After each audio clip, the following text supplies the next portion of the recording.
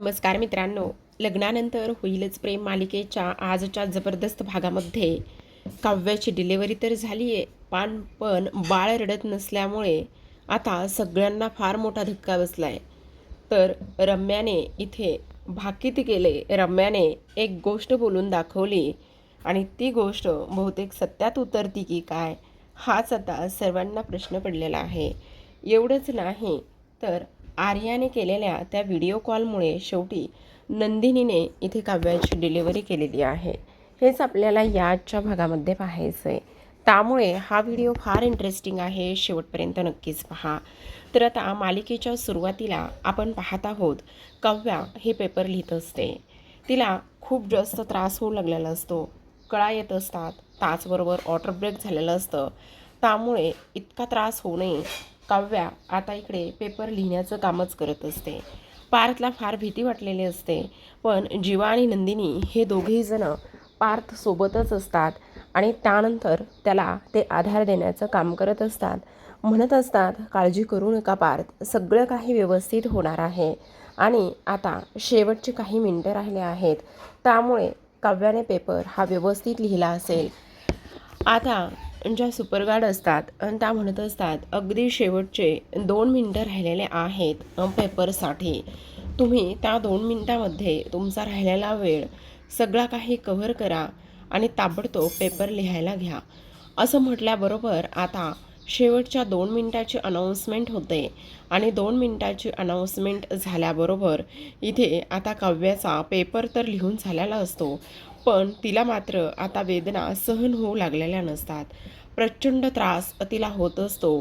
ती आरडाओरडा करत असते. तिथे जमलेल्या सर्व स्टाफपैकी तिला कोणी पाणी द्यायला बघत असतं, तर कोणी तिला वारा घालण्याचं, हवा घालण्याचं सुद्धा काम हे लोक मिळून करू लागलेले असतात. पण आता काव्या पार्थच्या नावाने ओरडायला सुरुवात करते. मग टीचर किंवा त्यातली एक मुलगी धावतच बाहेर जाते आणि धावतच बाहेर जाऊन पार्थला आवाज देत असते. जेव्हा ती पार्थला आवाज देते त्यावेळेला मात्र इकडे पार्थ आणि नंदिनी हे दोघेही जण आतमध्ये जातात आणि तिथे गेल्यावर समजतं की काव्याला कळा यायला सुरुवात झालेली आहे, तिचं वॉटर ब्रेक झालेला आहे.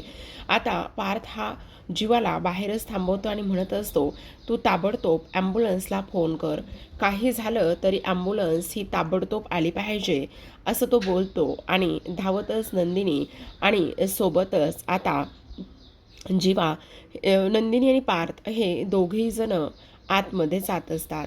मग दोघेही जण आतमध्ये गेल्यानंतर आपण पाहतो, इकडे आता हे सगळेजण बोलत असतात. आता काव्याला फार जास्त त्रास होत आहे.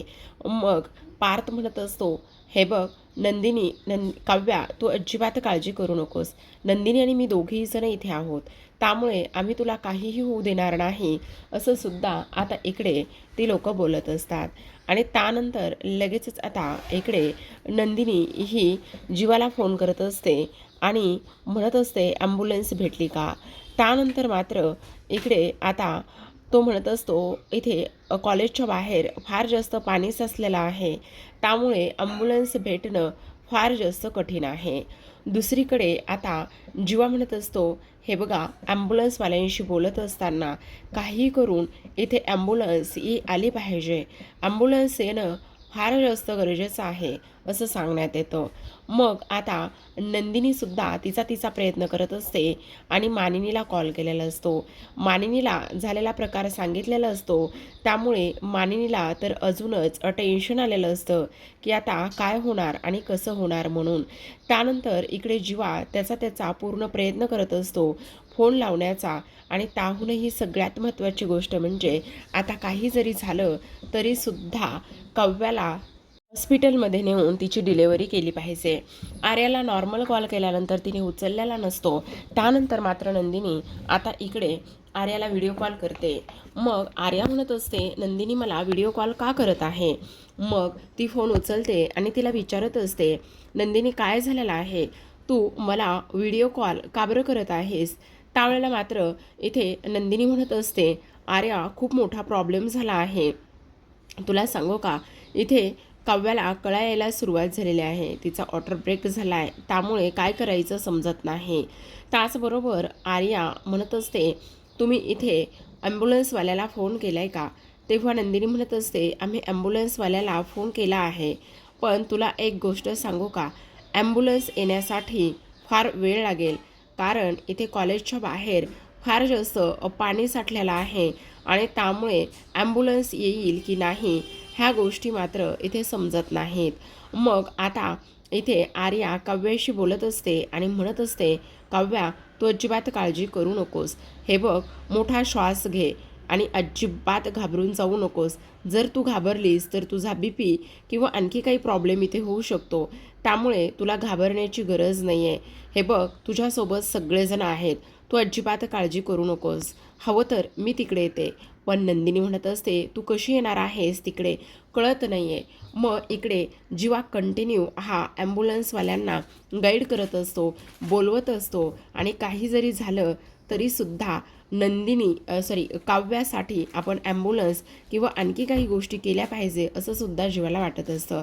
मग शेवटी मानिनी आता जीवाला कॉल करते आणि जीवाला कॉल करून विचारत असते, जीवा खरं खरं सांग तिथे काय झालेलं आहे? आणि त्याचबरोबर इथे नंदिनीचा मला फोन आला होता, पण तो सुद्धा इथे डिटेलमध्ये नाही. काय झालेलं आहे? सगळं काय ठीक आहे ना? काव्या ओरडत होती, काय झालेलं आहे?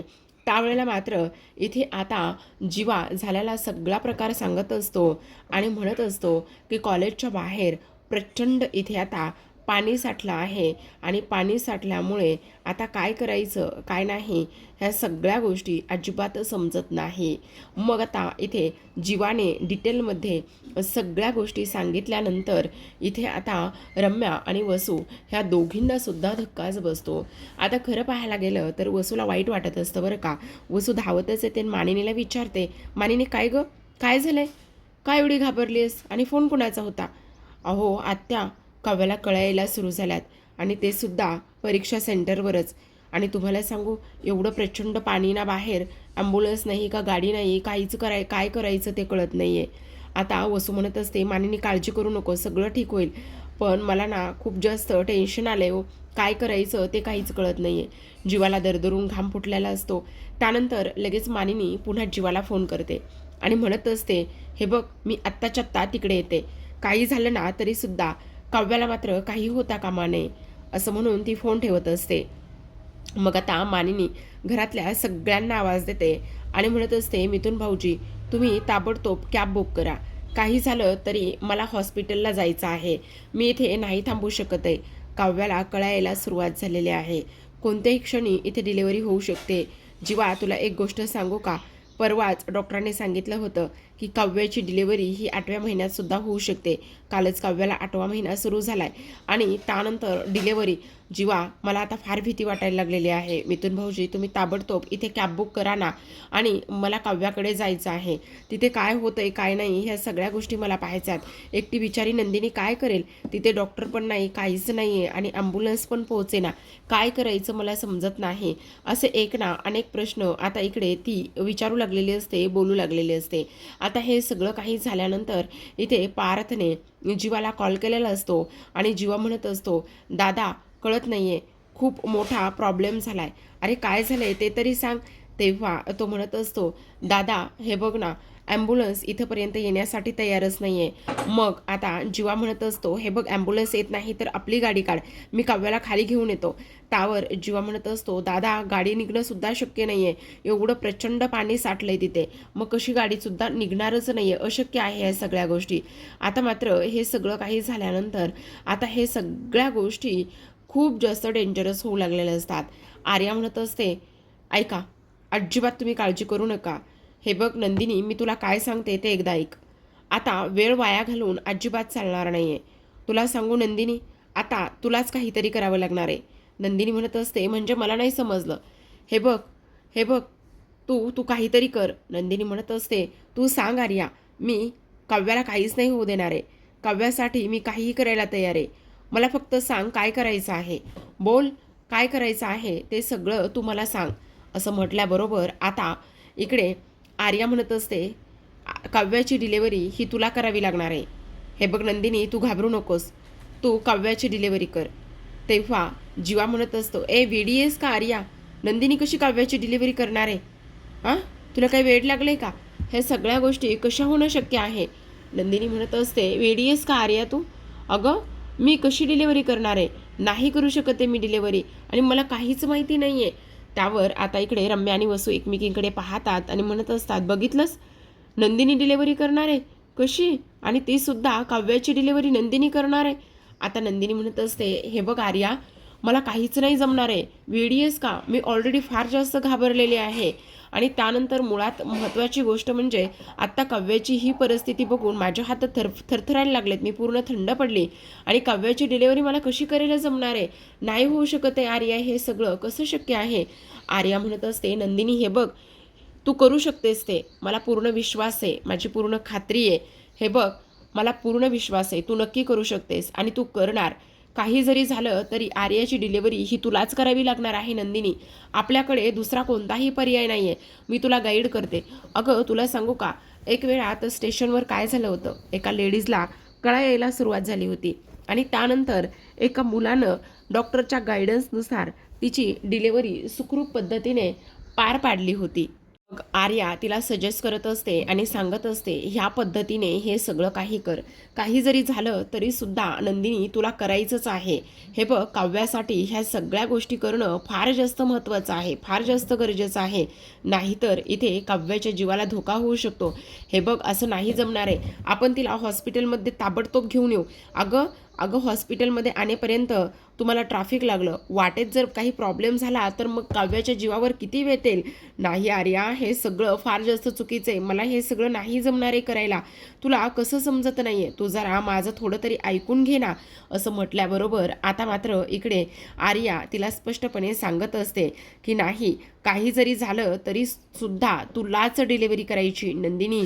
आज काव्याचा जीव जो आहे ना, तो फक्त आणि फक्त इथे तुझ्या हातामध्ये आहे. तुझ्या लक्षात येते का? काही कर, काहीही कर, पण तू मात्र इथे आता काव्याची डिलिव्हरी तुलाच करायची आहे. मग त्यानंतर मात्र इथे आता नंदिनी म्हणत असते, ठीक आहे आर्या, तू जर म्हणत असशील तर मी करते. मग पार्थ म्हणत असतो, हे बघा, तुम्ही अजिबात काळजी करू नका, सगळं काही व्यवस्थित होईल. नंदिनी तुम्ही करू शकता हे सगळं, कारण आता मात्र इकडे काव्याचा जीव हा फक्त आणि फक्त तुमच्या हातामध्ये आहे. पण पार्थ, बाळाला जर काही झालं तर आर्या? नाही काही होणार आहे. मी असताना बाळाला काय होणार आहे? मी तुला सगळं काही गाईड करते व्यवस्थित, काहीही होणार नाही. लक्षात येतंय? मग विक्रमसुद्धा म्हणत असतात, हे बघ नंदिनी, आर्या अगदी बरोबर बोलते, काही होणार नाही आहे. तू तू करू शकतेस. हे बघ, तू कर, आमचा पूर्ण सपोर्ट आहे तुला. आम्ही सगळेजण तुझ्या पाठीशी आहोत. तुला घाबरण्याची वगैरे अजिबात गरज नाही आहे. तू करू शकतेस ते सगळं, तू कर. मग आता इकडे नंदिनी म्हणत असते, ठीक आहे, तुम्ही म्हणताय तर मी काव्याची डिलिव्हरी करायला तयार आहे. असं बोलल्याबरोबर आता नंदिनी इथे काव्याला म्हणत असते, हे बघ काव्या, मी तुला काही होऊ देणार नाही. दुसऱ्या बाजूला आता इकडे बाहेर असणारे मुलं मुली काव्याचा व्हिडिओ शूट करायला लागलेले असतात. पार्थ धावतच जातात आणि दरवाजा बंद करतात आणि म्हणत असतात, अरे मूर्ख आहात का तुम्ही सगळेजण? मदत करायची सोडून तुम्ही व्हिडिओ काय शूट करत बसलेला आहात? लाजा वाटू द्या जरा. असं म्हणून तो सगळ्यांना तिथून बाहेर काढतो आणि त्यानंतर लगेचच दरवाजा तो बंद करून घेत असतो. आता दरवाजा बंद केल्यानंतर इथे नंदिनी आर्याला विचारत असते, आर्या सांग आता काय काय आणि कसं कसं करायचं आहे. तर त्यानंतर मात्र आता आर्या म्हणत असते, सुरुवातीला तर तुम्हाला सर्वांना मिळून एक काव्यासाठी बेडचा सेटअप करावा लागेल आणि त्यावर काव्याला झोपवा. मग तिथे असलेले जे काही टेबल्स आहेत ते टेबल्स मुलं आणि मुली मिळून अरेंज करत असतात आणि एक बेड टाईप त्याचा टेबल बनवून घेत असतात. मग आता इकडे व्यवस्थित असा बेड टाईप टेबल बनवून घेतल्याबरोबर काव्याला त्यावरती आता ती लोक झोपवत असतात. मग आता झोपवल्यानंतर इथे आर्या म्हणत असते, आता ना गरम पाणी, सीझर आणि ह्या सगळ्या गोष्टी लागतील. नंदिनी तिथे लॅब वगैरे असेल किंवा जर तिथे एखादी कॅन्टीन वगैरे असेल तर तिथून पाणी वगैरे अरेंज करा. आणि त्यानंतर नंदिनी म्हणत असते, पार्थ तुम्ही पाणी आणि ते बघून घेऊन या. मग पार्थला तिकडे पाठवण्यात येतं. मग पार्थ तिकडे निघून जातो. त्यानंतर मग आता नंदिनी म्हणत असते, आर्या आता पुढे काय करायचं आहे? त्यानंतर आर्या म्हणत असते, आता काव्याला कव्हर करण्यासाठी एखादा कपडा लागेल नंदिनी. कपडा, इथे आता कपडा कुठे असणार आहे? मग नंदिनी म्हणत असते, सगळ्यांच्या ओढण्या घेतल्या तर चालेल. आपण सगळ्यांच्या ओढण्या मिळून घेऊयात आणि त्याला गाठी मारूयात. मग आता आर्या म्हणत असते, हो नंदिनी, अगदी बरोबर. सगळ्यांच्या ओढण्या जमा करा आणि सगळ्यांच्या ओढण्या जमा करूनच ना त्याचा एक खूप मोठा कपडा तयार करा आणि त्यानंतर मात्र इथे ना त्याला व्यवस्थित आता गाठ मारून घ्या आणि त्यानंतर त्याचा कपडा बनवून काव्याच्या अंगावरती टाका. मग आता नंदिनी अगदी त्याच पद्धतीने करत असते. इथे मात्र आता लगेचच काव्या नंदिनीसमोर हात जोडत असते आणि म्हणत असते, ताई ताई तुला एक गोष्ट सांगू का, मला फार त्रास होतोय. नंदिनी म्हणत असते, काव्या बाळा ऐक ना, मी तुला काही नाही होऊ देणार आहे. तुझी ताई आहे ना, ताई असताना तुला नाही काही होणार आहे. प्लीज तू माझं एकदा ऐक ना. मग सगळ्यांच्या ओढण्या जमा करतात आणि गाठ मारूनच त्याचा एक खूप मोठा कपडा तयार करतात. मग आता दुसऱ्या बाजूला आर्या म्हणत असते, हा अगदीच बरोबर आहे नंदिनी, अगदी तू जे करतेस ना ते अगदी बरोबर करतेस आणि स्टेप बाय स्टेप मी जे ज्या पद्धतीने सांगेल ना ते सगळं अगदी त्याच पद्धतीने करायचं आहे असं सुद्धा ती सांगते. दुसऱ्या बाजूला आता पार्थ हा खाली पाणी शोधण्यासाठी गेलेला असतो. त्याला पाणी गरम करून आणायचं असतं. त्याचबरोबर एक सिझर आणायची असते आणि त्यानंतर दोरासुद्धा हवा असतो. म्हणून आता पार्थ खाली गेलेला असतो. तो तर पाणी गरम करून आणि त्याचबरोबर सिझर आणि दोरा जीवाला सुद्धा तो इकडे घेऊन येत असतो. दुसरीकडे आता आपण पाहतो इकडे मानिनी ही जीवाला कॉल करत असते आणि पुन्हा तिथे काय चाललेलं आहे काय नाही ह्या सगळ्या गोष्टी ती इथे विचारत असते. त्यानंतर जीवा म्हणत असतो, आई तू अजिबात काळजी करू नकोस, मी तुला इथे सगळ्या गोष्टींची अपडेट देत राहील, तुला काळजी करण्याची काहीच गरज नाही. पण मानिनी भयंकर इथे चिडलेली असते. त्याचबरोबर तिला काळजीसुद्धा काव्याची तेवढीच वाटू लागलेली असते. आता मात्र मिथून म्हणत असतात, वहिनी काळजी करू नका, कॅब पण बुक होत नाहीये, आपण तिकडे जाण्याचा फार प्रयत्न करतोय, पण आता इथे नंदिनी जर ह्या काव्याची डिलिव्हरी करणार असेल तर ती कशी करणार आहे आणि काही प्रॉब्लेमसुद्धा व्हायला नकोय, कळतंय का मिथून तुम्हाला, असं सुद्धा ती बोलत असते. दुसरीकडे आपण पाहतो आता ही रम्या एक गोष्ट बोलते. ती म्हणत असते, अगं आई तुझ्या लक्षात येतंय का.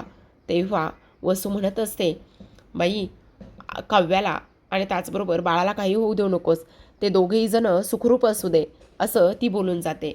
मग रम्या म्हणत असते, आई तुझ्या गोष्ट लक्षात येते का, जर इथे डिलेवरी करत असताना काव्याच्या बाळाला काही झालं तर आणि बाळ वाचलंच नाही तर, म्हणजे लक्षात घे ना, गुरुजी काय म्हणाले होते, काव्याच्या हातामध्ये बाळ असेल पण ते बाळ कोणाचं आहे ही गोष्ट मात्र कोणालाच माहिती नाही आहे. मग आई मला एक गोष्ट सांग, काव्याच्या हातामध्ये बाळ असेल पण ते तिचं नसेल तर, आणि जर ते बाळ गेलं तर, ते बाळ वाचलं नाही तर, असा प्रश्न आता इकडे ह्या रम्याने वसूला केलेला असतो. वसू म्हणत असते, अगं हे काय बोलतेस, जरा तरी जिभेला हाड आहे का नाही. दुसरीकडे पार्थ हा गरम पाणी घेऊन आलेला असतो. मग आता इकडे पार्थ सगळ्या मुलामुलींना जेवढे नकोय तेवढ्या सगळ्यांना तिथून बाहेर जायला सांगत असतो. मग इथे आता नंदिनी पुन्हा विचारत असते, आर्या आता काय करायचं आहे ते सांग. मग आता आर्या म्हणत असते, हे बघ एक कॉटनचा कपडा घे आणि त्या कपड्याने इथे आता तो कपडा गरम पाण्यामध्ये ओला करून घे आणि सगळं काही क्लीन करून घे. त्यानंतर मात्र इथे आता दुसरीकडे ही रम्या म्हणत असते, आई तुला तेच सांगते मी. ए बाई रम्या नको असं बोलूस, काही वेडी आहेस का तू, अगं वेडी आहेस का तू, असं काय म्हणतेस. बघ ना गुरुजींनी सांगितल्या पद्धतीने जर आता काव्याचं बाळ ह्या जगात राहिलंच नाही आहे आणि त्यानंतर काव्याला जर वेड लागलं आणि त्या सगळ्या गोष्टीचा दोष जर नंदिनीला दिला आणि काव्याला बाळ बाळ म्हणून जर वेड लागलं तर अशा वेड्या बायकोसमोर कोणता नवरा राहणार आहे सांग बरं तू. मग काव्या आणि पार्थ हे दोघेही जण नक्कीच वेगळे होतील. पार्थ जो आहे तो काव्याबरोबर कधीच राहणार नाही आहे आणि त्याहूनही सगळ्यात महत्त्वाची गोष्ट म्हणजे आई तुझ्या लक्षात येतंय का, पार्थ नक्कीच माझा नंतर होऊ शकतो की नाही, असं सुद्धा आता इकडे ती बोलत असते. मग आता रम्या म्हणत असते, बाई तू तर डेंजरच आहेस, तुला हे सगळं काही कसं सुचतं. मग आता रम्या म्हणत असते, आई थांब, हे बघ इथे माझ्या हातामध्ये ना 2 बोट आहेत, एक बोट तू पकड, असं म्हटल्याबरोबर आता मात्र इकडे ही वसू म्हणत असते, आता ह्यानी काय करणार आहेस, आई तुला पकड म्हणते ना, फक्त ह्यातलं एक बोट पकड, असं म्हटल्याबरोबर आता मात्र वसू त्यातलं एक बोट पकडते आणि तेव्हा बोट पकडल्याबरोबर आता तिला फारच जास्त आनंद होत असतो. तर आता प्रेक्षकांनो, आजच्या भागामध्ये एवढंच. उद्याचा भाग फार इंटरेस्टिंग आहे बरं का. उद्याच्या भागामध्ये बहुतेक काव्याच्या बाळाला काहीतरीच झालेलं आहे, पण ते सुखरूप असावं असंच आपण प्रार्थना करूयात. आता उद्याच्या भागामध्ये आर्या ज्या ज्या पद्धतीने सांगेल त्या पद्धतीने नंदिनी सगळ्या गोष्टी करायला सुरुवात करत असते. त्यानंतर मात्र आता इकडे काव्याला सगळेजण प्रोत्साहन देत असतात. मानिनी सुद्धा व्हिडिओ कॉलवर असते. त्याचबरोबर आर्या, विक्रम हे सगळेजण व्हिडिओ कॉलवर असतात आणि इथे पार्थ हा काव्याचा हात धरून उभा असतो. तर नंदिनी मात्र आता डिलिव्हरी करत असते आणि शेवटी यश आलेलं असतं. काव्याची डिलिव्हरी तर सुखरूप झालेली असते. पण प्रेक्षकांनो, जेव्हा काव्याची डिलिव्हरी सुखरूप होते त्यावेळेला पार्थला प्रचंड आनंद झालेला असतो. पण बाळाच्या मात्र रडण्याचा आवाज न आल्यामुळे इथे आता काव्या विचारत असते की बाळाला काय झालं आहे, बाळ मात्र रडत का नाही. दुसरीकडे मात्र मानिनी देवासमोर आता आरती म्हणत असते, इथे कापूर पेटवत असते आणि काव्याची डिलिव्हरी ही सुखरूप व्हावी म्हणून प्रार्थना करत असते.